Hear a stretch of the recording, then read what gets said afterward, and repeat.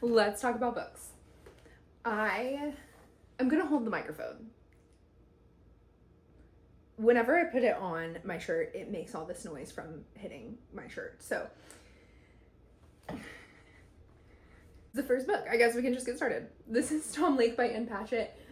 I don't know why I'm like in such a giggly mood, but this book was incredible, so that's fine. Wow. Okay, so should we talk about my journey with Ann Patchett? I think we should. Please hold. Okay, this was my first Ann Patchett book, and as you can see, it's located in favorite fiction, not fiction. So it's a more elite placement, and it's really hard for fiction to make it into the Hall of Fame. So favorite fiction has become like a second home for these guys. When a customer came into the bookshop to buy Tom Lake, they said, I've read everything by Ann Patchett. She's incredible. She's perfect. I love her. Her best book is Bel Canto. So I read this. It is incredible. That is the word for it. It is really, really just like, what am I reading? In a really dark and cool way. So it's set at a hostage situation at a birthday party for a Japanese tech executive. The party is in a unnamed South American country, and there's an opera singer performing, and that is all I'm going to say. I don't think I even knew that going into it, but it's just masterful. So this is Bel Canto. Then the next one that I read was Tom Lake. It could not be more different from Bel Canto if it tried. I'm really glad I read Bel Canto first because that book has spine. That is a serious book, and I think I would have been too shook to transition from something like this cherry orchard COVID family chit chat to gorillas holding people hostage for days and days on end. So anyway, Tom Lake, I am a year behind. So this came out last summer. It's now out in paperback, and it was so cozy, and I just loved it. So it's set on a cherry orchard in Michigan during harvest season, and it's narrated by a 57-year-old woman who has 3 grown daughters, and all 3 of them are home because it's COVID. So one of them, the youngest, is going to be an actor, one of them is going to be a veterinarian, and the oldest one is going to work on the cherry farms.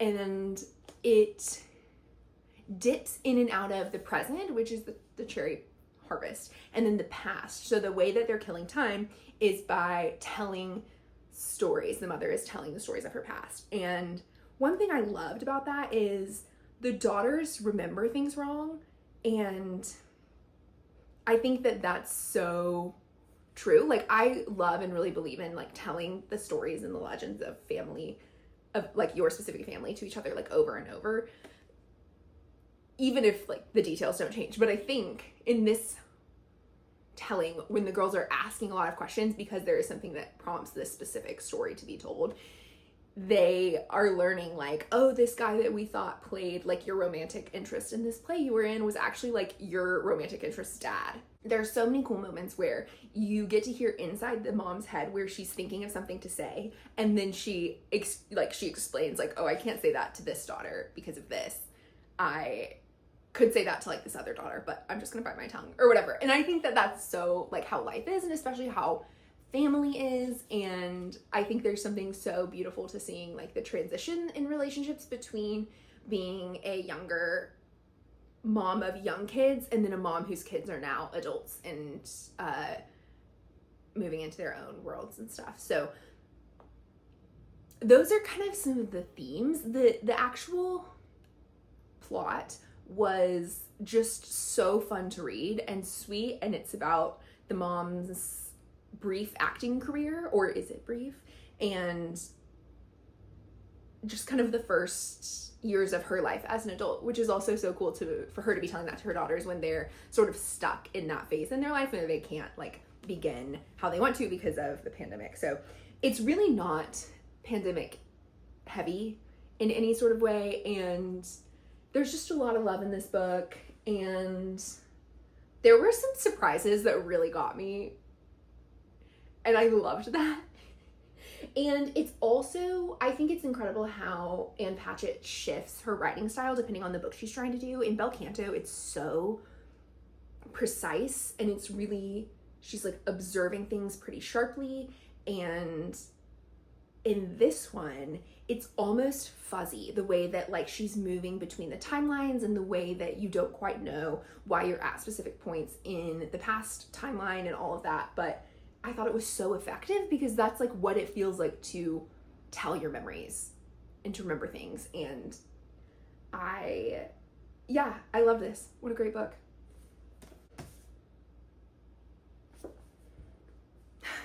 You guys, I read Gone Girl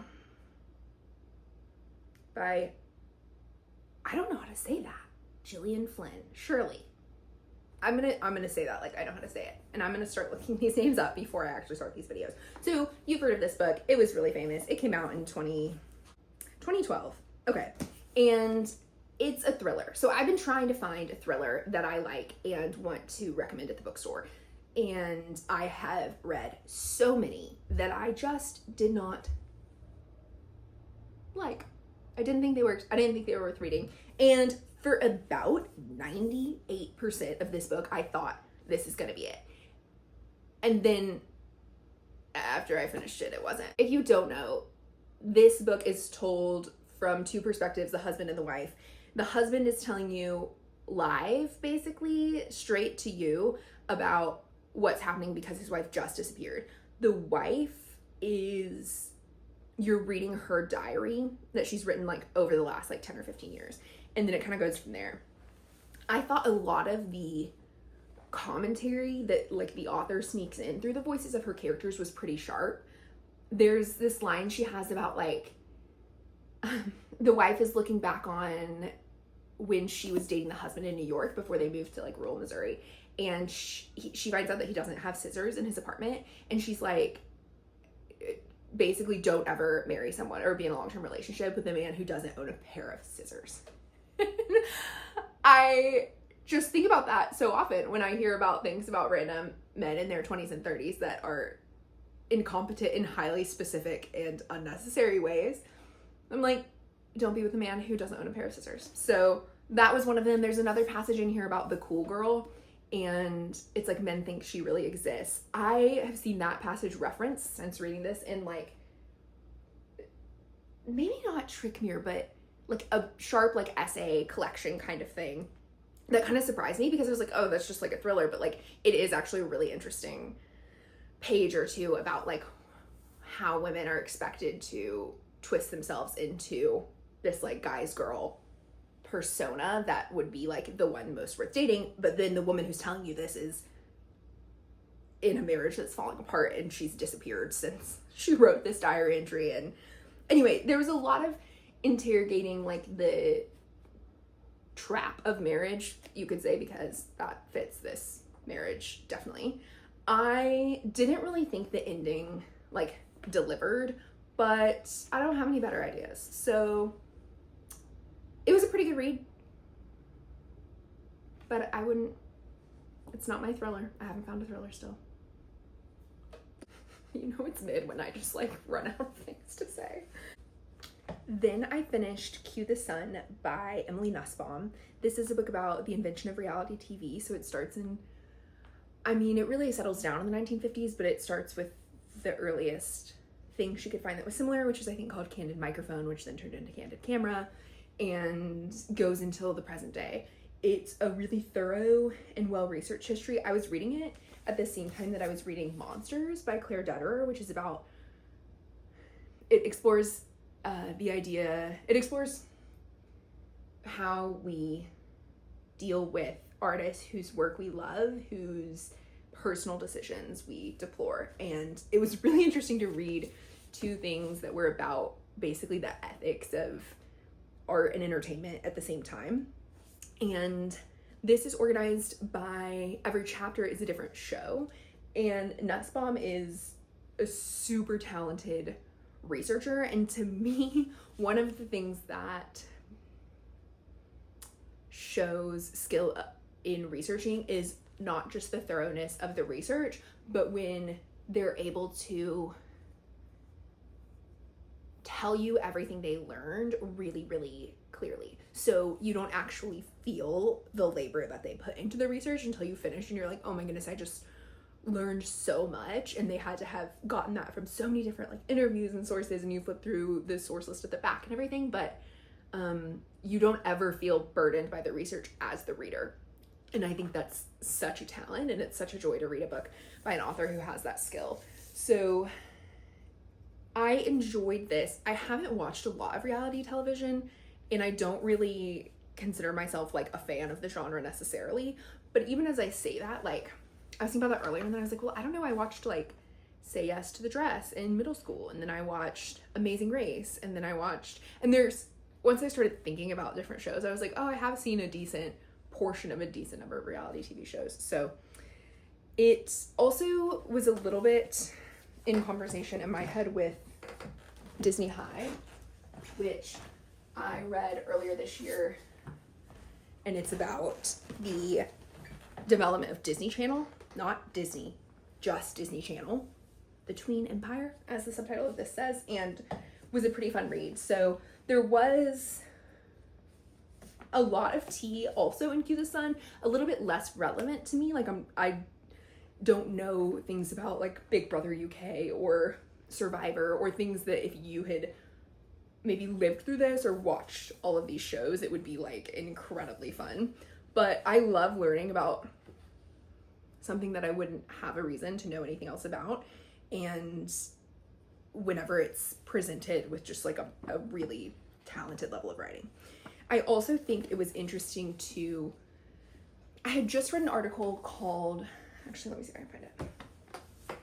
Okay, the article is called Everything is Bravo, and it's by Emily Kirkpatrick, and it's basically about how Bravo was kind of the first network to do something that everybody now does, because everyone has social media or feels constantly exposed by other people having social media.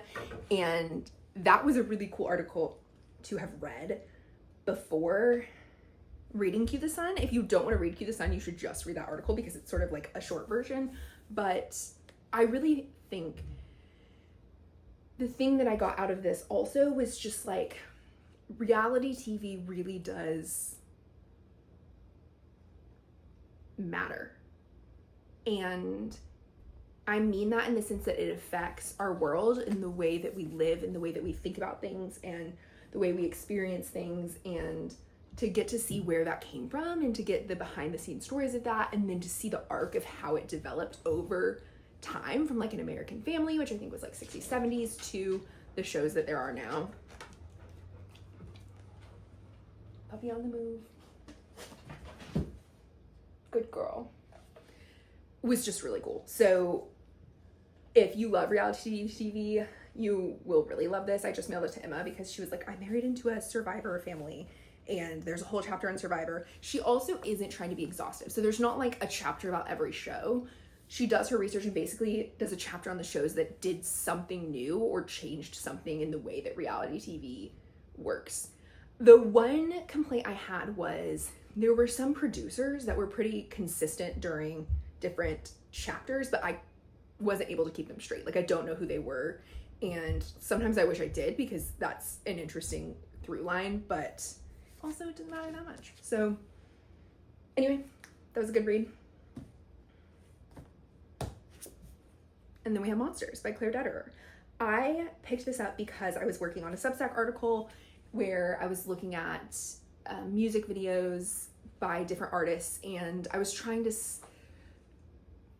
to figure out whether like what you do in something that's pretend, like a music video, actually has any sort of like ethical implications when it's pretend, like by virtue of the fact that you're like making something up and videoing it and paying actors to like fake die or fake be arrested or whatever. So I was working on the article. I've been working on it for a really long time, like ever since, I mean, maybe April, May 2024. So when this book came along, I had seen it when it came out. It was in hardcover and had like this picture of Picasso on the front.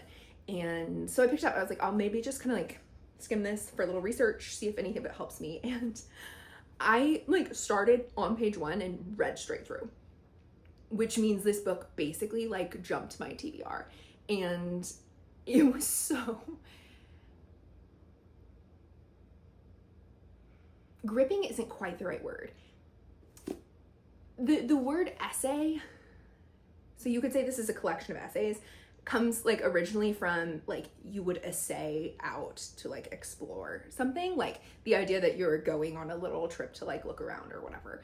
And this is that. It's really exploratory in a way that is so easy to read and so hard to write. She has so many little section cuts and they just go from one to the next. Like you can see how she has is that called an illuminated letter there? And then this is like one page back, like again, illuminated. So she's chopping quite a bit, and sometimes she does it multiple times a page, but she earns it. It just always works. Her ideas are always coherent and like they build on each other, but it's not necessarily linear in the way that you would expect. And in the middle of the book, after she talks about certain men who have done a lot of really bad things, she starts to talk about what does it take for us to see a woman as a monster. And then she starts to talk about mothers and like what it is to be a mother and an artist, which is a turn I just did not see coming and loved it. Like I love that kind of, I have like Fair Play and so many books about, I just love reading about all of that kind of thing. And that was such an interesting turn for it to take. And then she ends up getting into like, what are we actually going to do about this? What are we supposed to do? And I really like the conclusion that she comes to. And like most nuanced conclusions or like ends of essays, it's not super cut and dry. And I think that for the topic, that just really, really works. She also was incredibly focused. So each chapter she kind of uses as a jumping off point a different person who we know is like super gross and problematic. God, there's so many bars in this book. Like I always mark what I like in the margins. And if I really like something, I just put like a little corner mark up top because I just can't like underline 3 whole pages. I thought this book was so fantastic. And so you should read it. And you should go read the Substack article I wrote because I felt like we kind of came to the same conclusion or similar conclusion at the same time, which was pretty fun. It was fun to get to read this and read someone who's thinking through something I was thinking through at the same time as I was like working on an essay that was more specific but kind of concerned with a similar type of problem. And this is something that's so interesting right now, and I think she's such a great person to look into it. And I think that because the book was great. So, monsters. The next book I read was Garden Spells by Sarah Addison Allen. I had never heard of this book, never heard of the author. I think the cover is such a throwback cover. I feel like it's something I would have seen on an adult's bookshelf when I was 7. And I don't know, like, why is the apple so big? And it's not like a trendy book cover design, and that's fine. So I was in Napa and they had a little indie bookstore in St. Helena, I think. Let me look up. I think it was called Wild Plum. Yeah, Wild Plum Books. And this was Amelia's recommendation. And because I work at a bookshop and get a discount, I usually only buy books from my bookshop unless there's a recommended book by a bookseller, because it's really fun as a bookseller when someone buys your rec and there's like more work that goes into that. Like I want them to get the benefit of the satisfaction of like sharing something that you love with someone else. So I did buy this, which I kind of surprised myself with. I had packed Q, the Sun, and Monsters. I had plenty to read, and this was not on my TBR. And anyway, it was just a sweet story that had really strong, fun character transformation, and it was a multi-generational family and it was a sister story. So there's 2 sisters and one of them has a kid, and there were themes that were just super adequately explored, like not heavy-handed, not non-existent, like it wasn't just fluff. And it's called Garden Spells because one of the sisters, the one who doesn't have a kid, lives in the house that's like belonged to their family, and both sisters have like a little bit of magical ability. But I would really shelve this like in general fiction. It's not like a fantasy read. And then the other sister who has the daughter comes back to town, I think in North Carolina, and they rebuild their relationship, and they have relationships with other people in this small town, and I had a good time. And that's all you really want. The next book I read was Heist Society by Ally Carter. This is one of my favorite books when I was in middle and high school. Whenever I sell it at the shop, I say, please ignore the untrendy sunglasses. I promise this was like a very benign cover back when it came out, but sunglasses are like just a huge trend turnover situation. So this is Ally Carter's series about a family of thieves. Katarina Bishop is the main character that you can see here. This is the first book. There's 3 in the series, and it was a fun reread. It didn't shine for me in the way that sometimes when you read a book that you used to love, it will be just as good or even better.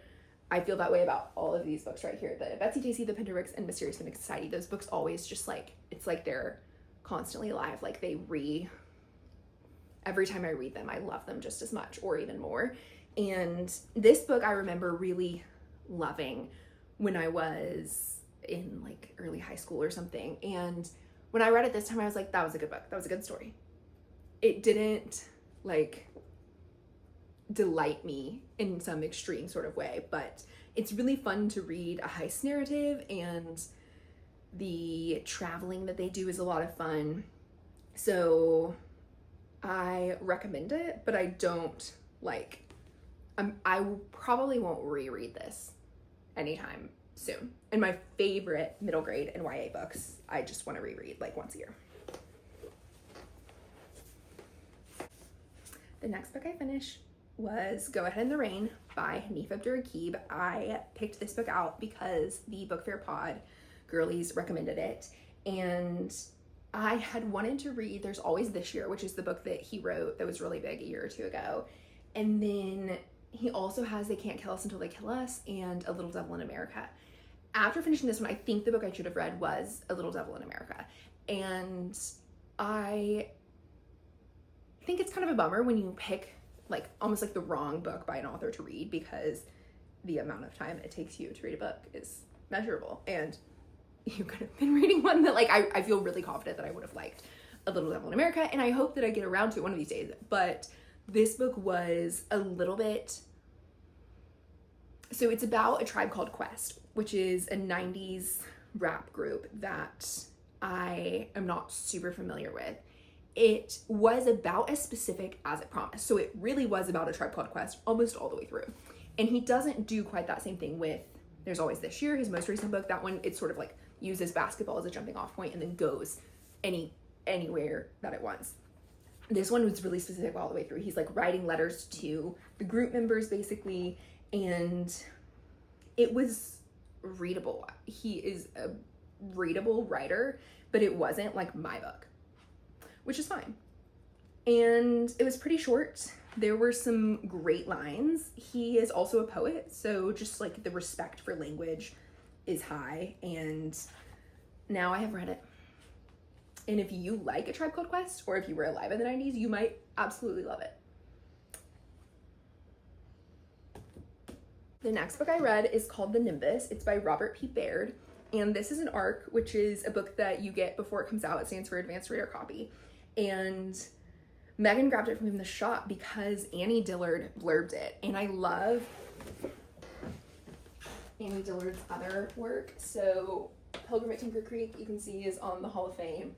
And then I also have Holy the Firm by her. She is wise and wonderful. She also wrote one of these books, The Writing Life, that I have in the books on writing section. And so she is amazing. She's like under a rock. She does not blurb. She doesn't review books. You can't get in touch with her if you try. So to see her blurb something was really surprising and compelling. And This book is also set in Chicago. It's set at unnamed, but the University of Chicago on the south side. It follows, hi puppy.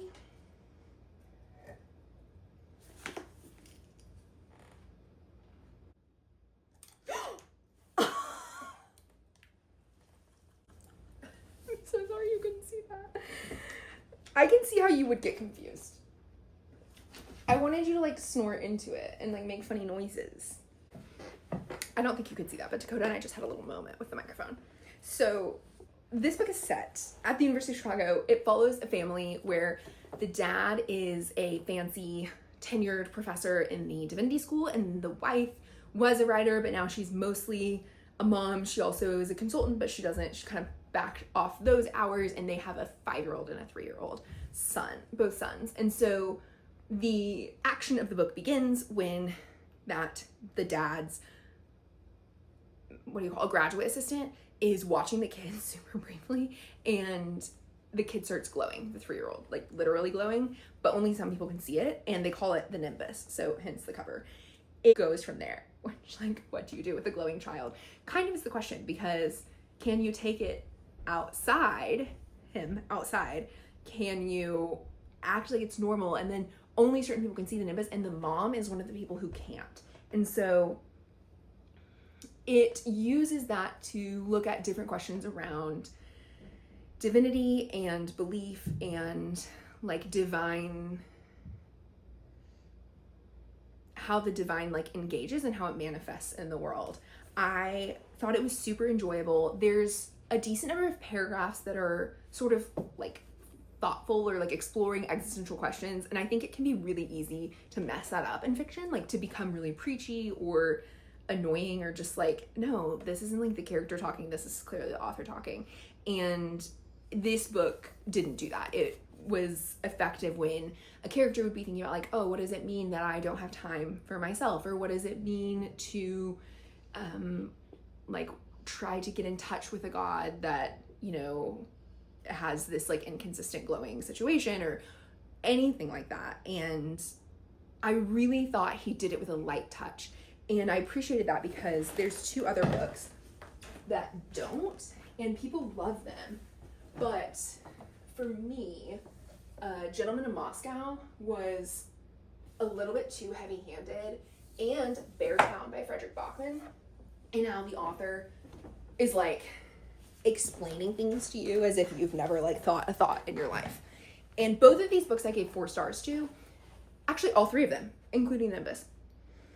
But at the end of this Bachman book and at the end of Gentleman in Moscow, it was kind of like a like men explain things to me vibe, just enough where I was like, I don't love you, I'm not gonna go to bat for this book that you wrote. So that was a little bit better in the Nimbus. And I don't really know, like, it feels to me like this book was trying to be kind of like The 5 Wounds.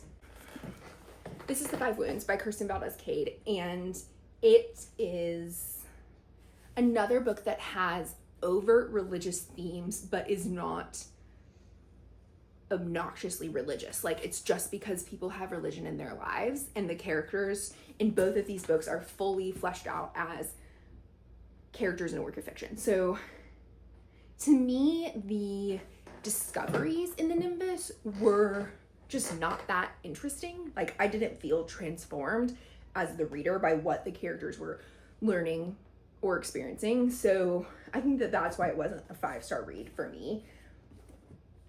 It was a good time. And I really think if you have had any graduate or higher level of education, a lot of the commentary on the specific politics of higher ed and tenure and all of the things that are in that world that you just have to be in that world to know, I think that would make it worth a read. Just for that. I also really liked the female main character, the wife. I was always happy to be in her head and following her around. And the writing was also clear and really vivid. So, love that. The next book I read was Once for Yes by Allie Millington.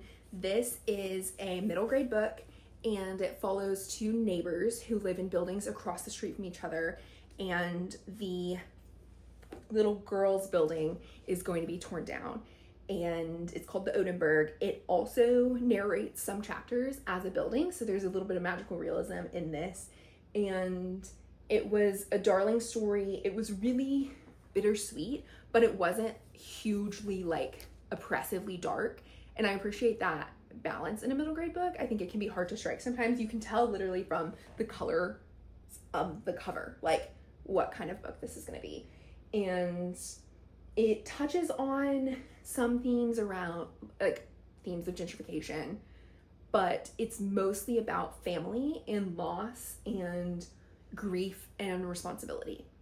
And it was a really solid book. And I love a building, you know?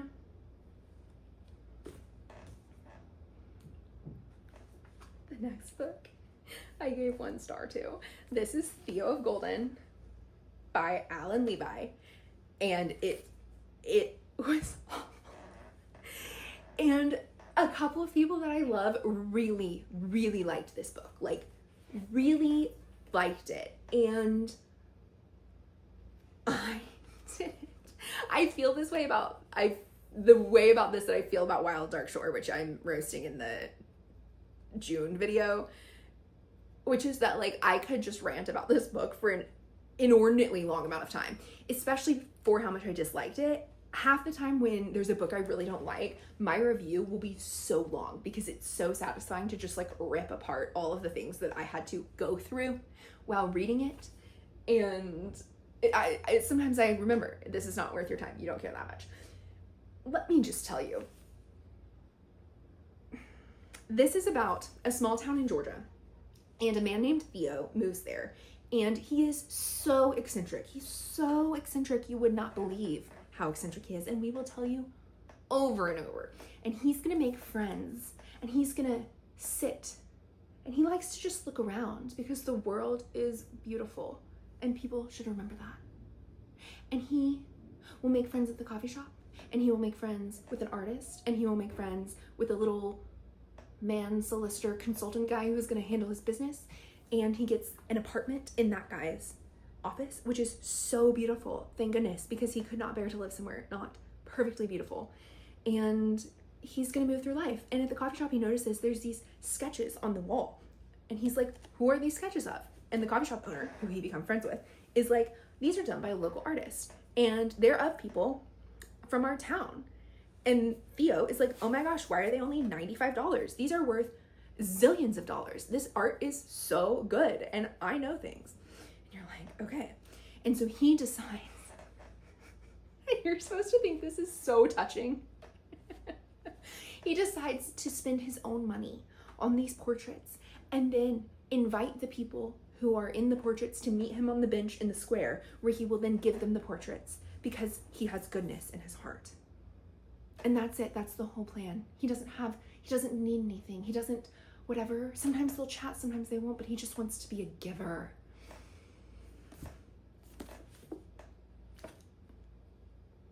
If you had given this conceit to anyone else, you could give this as a draft to so many people and say, turn this into something readable, and they absolutely could do it. The issue that I found was that Mr. Alan Levi thought that this was so interesting and so fascinating, and he could not get himself out of the book, which, by the way, is a book of fiction. You completely get the vibe that he wishes he were Theo of Golden, and he thinks there is nothing cooler than being an eccentric, mysterious old man. By the way, the mystery is not interesting and also not threaded through the novel enough for you to care when you learn at the end, spoiler, that the artist is Theo's long lost son. He dies. Sorry.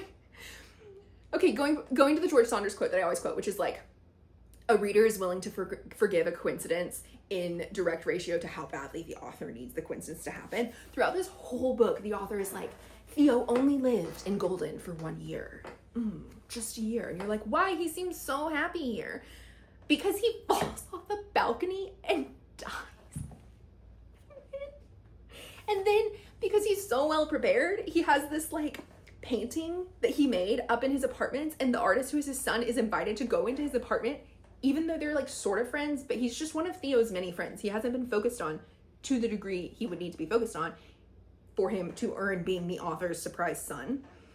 And he has this letter that's like, I was your dad. And you're like, if you were so thoughtful, you should have just reunited with your son. And there's these moments where it's like he's at the son's house for Thanksgiving and he sees a painting that he did like 40 years ago for the son's mom. And he's like, who's this about? And the son's like, I don't know, but I really wish I did. And Theo's like, oh. Not like, maybe I should tell you why I moved to this small town in Georgia. And then it was just so obnoxious. And there was only one character that Alan could not run over with his truck of bad writing. And her name was Ellen. And she was an unhoused person who would live anywhere in the town that she could find a safe place to sleep. And she had this bicycle, and her characterization was fantastic. And all of her dialogue was so true to the intelligence of people who are unhoused and have to live where they are not sheltered, but also like are full, creative, interesting people. She was so well done. And I don't know how this author birthed a character like that and then just crunched everything else in this book to a pulverization of sadness and not worth readingness. And I skimmed the heck out of the last half of this book because it was such a wreck. Turns out also that Theo, you find this out from like a newspaper article when he dies, Theo was like a world famous Portuguese artist. And so you're supposed to also be like, oh my gosh, he was who? That man was humble enough to live in Golden? But like, you don't care. I don't care. He wasn't making art. Also, like, that's not that interesting. And he was just a weirdo for like a whole year because he thought it was so interesting how he was so thoughtful. But like, in order for it to be interesting how thoughtful he was, you just have to portray it as interesting. You can't tell the reader over and over, like. And it was so cool how he would just like listen to people. Like, oh, I was so bothered by this book. I thought it was trash. And also there was like one good part, which would be Ellen. And the second good part, which would be like, if you strip this down to a skeleton and handed it to a talented writer, they could maybe do something with it. So, Alan Levi, I hope you weren't watching this video. Moving on. Okay. 3 books left. We're clicking along. This is Definitely Better Now by Ava Robinson. Megan recommended this one to me and all of the people at the bookshop because we did it for a book club. And it's set in New York City. It opens with the main character, Emma, on the eve of her anniversary of being sober for a year. And so whenever you have been sober for a year, you get some more freedoms back in your life. And so you follow her in this book through her meetings with AA and her sponsor, through trying to make friends, through starting to date. And it was a great time.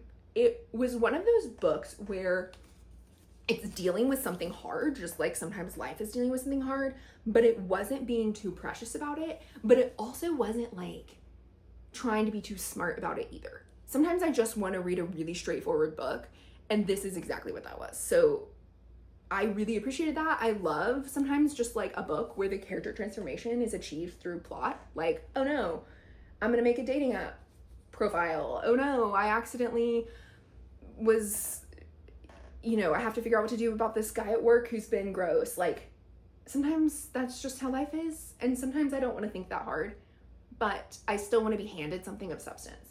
And that was how this book was for me. I thought that it was similar to, we haven't talked about this one yet because it's for July, but Sunny Side Up by Kate Storino was another book where it's like a character in New York City, a young woman who needs help or who needs to sort of grow or learn in a really specific way. And yeah, both of them I really enjoyed. Okay, I'm gonna finish on this one. The last book before that one that I read was, well, didn't read because I didn't finish it, was Children of Anguish and Anarchy. And it was the second book in the Children of Blood and Bone series.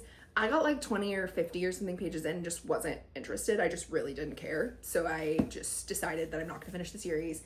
That Children of Blood and Bone was what I wanted it to be when I read it, and it was a good time, and that was where I was going to finish that series. So the last book we're going to talk about for May is Sitting Pretty by Rebecca Taussig, and this is a book that was recommended to me by Jane Mattingly. We can show you her book.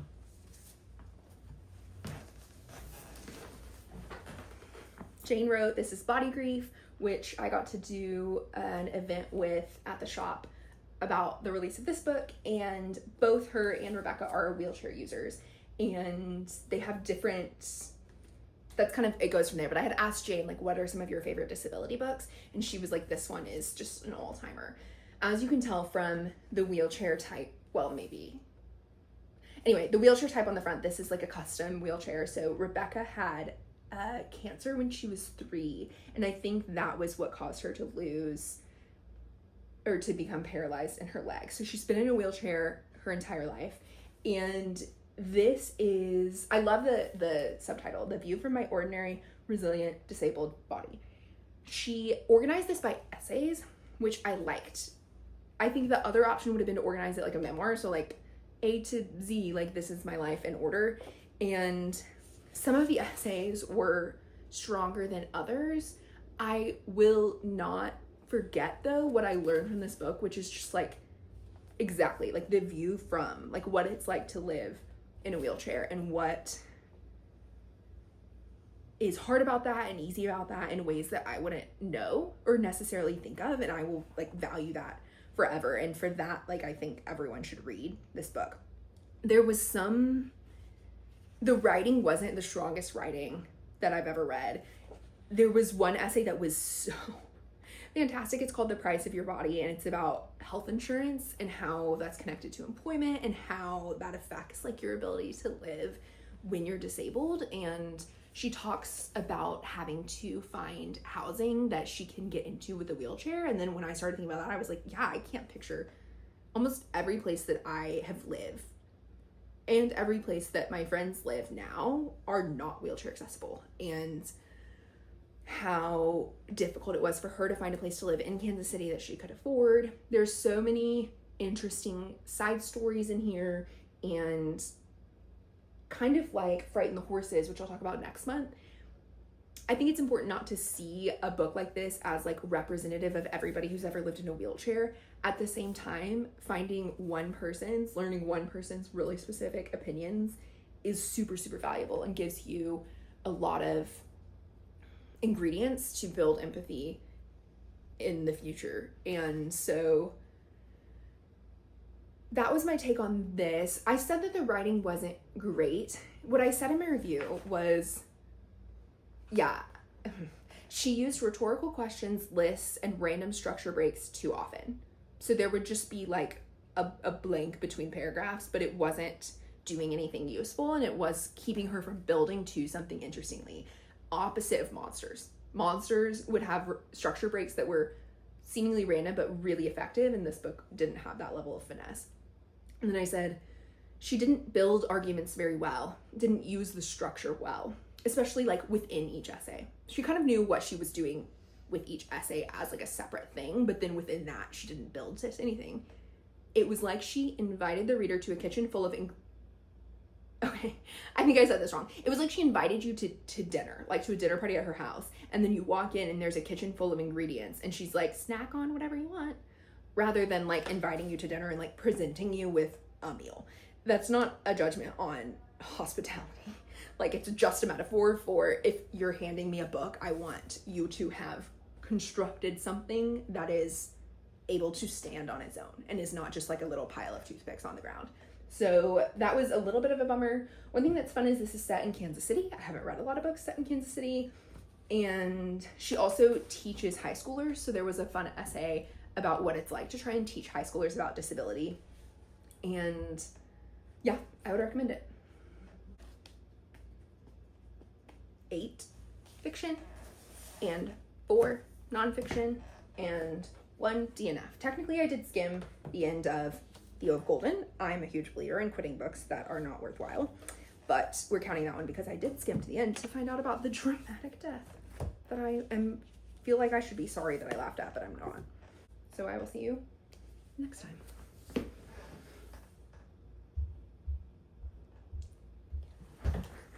Ooh.